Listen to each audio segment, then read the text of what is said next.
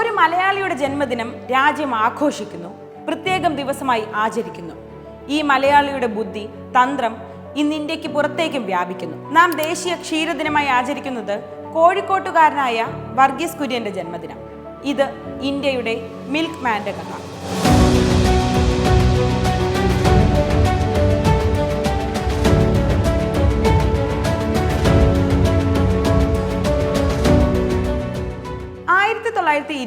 November 26 കോഴിക്കോട്ടെ Syrian ക്രിസ്ത്യാനി കുടുംബമായ പുത്തൻപാറയ്ക്കൽ തറവാട്ടിൽ വർഗീസ് കുര്യൻ ജനിച്ചു. പിതാവ് സിവിൽ സർജൻ. അതുകൊണ്ട് തന്നെ ഇടയ്ക്കിടെ സ്ഥലമാറ്റമുണ്ടായി. കുര്യന്റെ പഠനവും പലയിടങ്ങളിലായി. തമിഴ്നാട്ടിൽ പ്രൈമറി സ്കൂൾ വിദ്യാഭ്യാസം, മണ്ണാർഗുഡി ഹൈസ്കൂളിൽ നിന്ന് ഹൈസ്കൂൾ വിദ്യാഭ്യാസം, ചെന്നൈ ലോയോള കോളേജിൽ നിന്ന് 7ാം റാങ്കോടെ ഫിസിക്സിൽ ബിരുദം. എഞ്ചിനീയറിംഗിലും ബിരുദം നേടിയ കുര്യന് വിദേശത്ത് പോകണം, ഉപരിപഠനം നടത്തണമെന്നായിരുന്നു സ്വപ്നം. പക്ഷേ സംഭവിച്ചത് മറ്റൊന്ന്. 1945 ഇന്ത്യയിലെ 400 യുവ എഞ്ചിനീയർമാരെ യുദ്ധാനന്തര നിർമ്മാണ ജോലിയിൽ പ്രാഗൽഭ്യം നേടാനായി അമേരിക്കയിലും ഇംഗ്ലണ്ടിലുമൊക്കെ അയച്ച് പരിശീലനം നൽകാൻ സർക്കാർ തീരുമാനിച്ചു. അന്ന് കുര്യന് കിട്ടിയത് ഡയറി എഞ്ചിനീയറിംഗ്. ഒട്ടും താല്പര്യമില്ലെങ്കിലും അത് തിരഞ്ഞെടുക്കാൻ കുര്യൻ നിർബന്ധിതനായി. മിഷിഗൺ സർവകലാശാലയിൽ ഡയറി എഞ്ചിനീയറിംഗ് മുഖ്യ വിഷയമായിരുന്നില്ല. അതുകൊണ്ട് അദ്ദേഹം മെറ്റലർജി മുഖ്യ വിഷയമായും ആണവ ഭൗതിക ശാസ്ത്രവും ഡയറി എഞ്ചിനീയറിംഗും ഉപവിഷയങ്ങളായും എടുത്ത് ബിരുദാനന്തര ബിരുദം കരസ്ഥമാക്കി. പഠനമെല്ലാം കഴിഞ്ഞ് കുര്യൻ ഇന്ത്യയിൽ തിരിച്ചെത്തി. 1948 ഗുജറാത്തിലെ ആനന്ദ് എന്ന ഗ്രാമത്തിൽ കേന്ദ്ര സർക്കാരിന്റെ ഡയറി റിസർച്ച് ഇൻസ്റ്റിറ്റ്യൂട്ടിൽ ഡയറി എഞ്ചിനീയറായി നിയമനം ലഭിച്ചു. മനസ്സില്ലാ മനസ്സോടെ കുര്യൻ ജോലി ചെയ്യാൻ തീരുമാനിച്ചു. കുര്യന്റെ ഓഫീസിന് തൊട്ടടുത്തായാണ് കൈറ കോപ്പറേറ്റീവ് ഡയറി പ്രവർത്തിച്ചിരുന്നത്. അവിടെ നിന്നാണ് കുര്യന്റെ ജീവിതം വഴിമാറിയത്. അങ്ങനെ ഒരു പാൽ സംഭരണ കേന്ദ്രം തുടങ്ങിയതിന് പിന്നിൽ ഒരു കഥയുണ്ട്. കുറച്ചുനാൾ മുമ്പ് വരെ കൈറയിലെ കർഷകരിൽ നിന്ന് പാൽ സംഭരിച്ചിരുന്നത് പോൾസൺ ഡയറി എന്ന സ്വകാര്യ കമ്പനിയായിരുന്നു. പക്ഷേ ഈ കമ്പനി ചെയ്തിരുന്നതോ, കർഷകരിൽ നിന്ന് കുറഞ്ഞ തുകയ്ക്ക് പാൽ വാങ്ങും, നഗരങ്ങളിൽ പാലും പാലുൽപ്പന്നങ്ങളും വില കൂട്ടി വിൽക്കും, കൊള്ള ലാഭമുണ്ടാക്കും. ഇത് കർഷകർക്ക് മനസ്സിലായത് വളരെ വൈകിയാണ്. അവർ പോൾസൺ കമ്പനിക്ക് പാൽ നൽകുന്നത് നിർത്തി. അങ്ങനെയാണ് ത്രിഭുവൻ ദാസ് എന്ന യുവാവ് കൈറ കോപ്പറേറ്റീവ് സൊസൈറ്റി ആരംഭിക്കുന്നത്.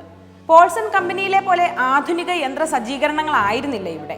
കുര്യനെ ആകർഷിച്ചതും ഇതേ കാര്യം തന്നെ. കുര്യനും ത്രിഭുവൻ ദാസും പെട്ടെന്ന് സുഹൃത്തുക്കളായി. കൈറ കോപ്പറേറ്റീവ് ഡയറിയിൽ കുര്യൻ സ്ഥിരം സന്ദർശകനായി.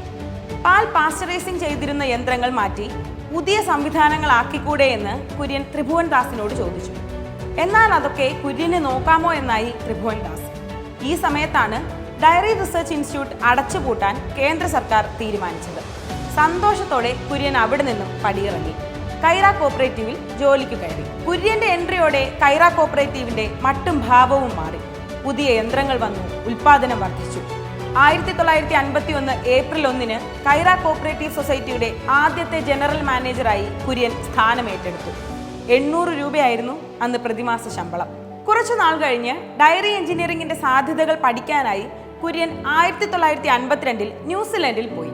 തിരികെ എത്തിയത് ചിലതൊക്കെ മനസ്സിൽ ഉറപ്പിച്ചാണ്. 1955 കൈറയുടെ പുതിയ പ്ലാന്റ് വന്നു. അന്ന് ഏഷ്യയിലെ ഏറ്റവും വലിയ പ്ലാന്റ് ആയിരുന്നു അത്. Anand milk union limited, Amul. അത് ഉദ്ഘാടനം ചെയ്തത് ജവഹർലാൽ നെഹ്റു.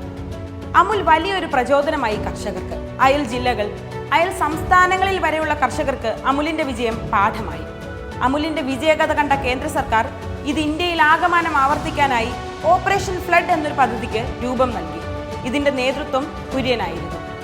കർഷകർക്ക് രക്ഷകനായി കുര്യൻ മാറി.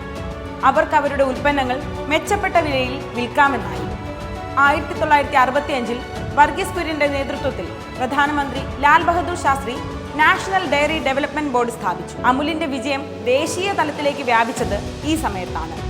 നമ്മുടെ മിൽമ തുടങ്ങാനും കാരണമായത് കുര്യൻ തന്നെ.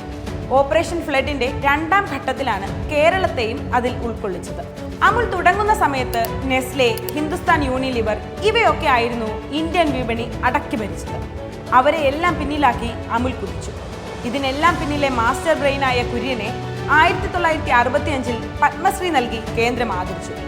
1966 പത്മഭൂഷൺ, 1999 പത്മവിഭൂഷണം നൽകി. വർഗീസ് കുര്യൻ തുടങ്ങിവെച്ച ധവള വിപ്ലവം ഇന്ത്യയെ പാൽ ഉൽപാദനത്തിൽ അതികായനാക്കി മാറ്റി. കുര്യൻ ധവള വിപ്ലവത്തിന്റെ പിതാവായി. പാൽ, വെണ്ണ, ചീസ്, ഐസ്ക്രീം, ക്രീം, ഇന്ന് അമുലിന്റെ വിവിധ പ്രോഡക്റ്റുകൾ ജനങ്ങളുടെ ഫേവറേറ്റ് ആണ്. ഇപ്പോഴത്തെ യൂറോപ്യൻ വിപണിയിലേക്കും ചുവടുവെക്കുകയാണ് അമുൽ.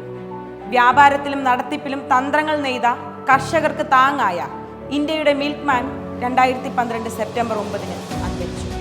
കുര്യനെ ഇന്ത്യയുടെ മിൽക്ക്മാൻ ആക്കിയ ഗുജറാത്തിലെ അതേ ആനന്ദിൽ അദ്ദേഹം അന്ത്യവിശ്രമം കൊള്ളുന്നു. ഇന്നും അദ്ദേഹത്തിന്റെ തീരുമാനങ്ങളുടെ കരുത്തിൽ ഇന്ത്യ കുതിക്കുന്നു.